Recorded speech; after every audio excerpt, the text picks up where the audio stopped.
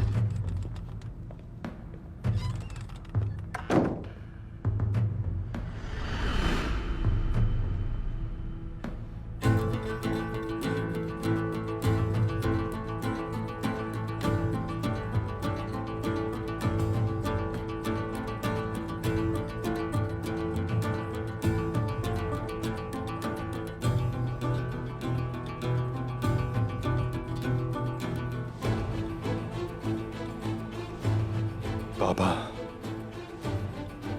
मैं आपकी अमानत को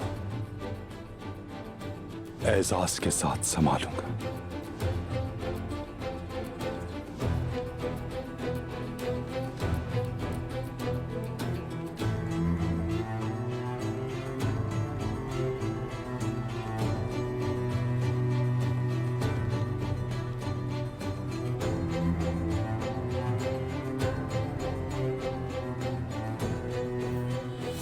चरवाहों के सरदार, अगर तुम मर गए तो बकरियां कौन चराएगा?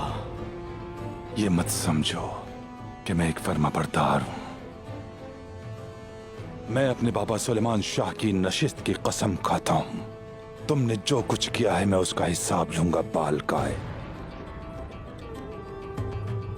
जरूर लूंगा।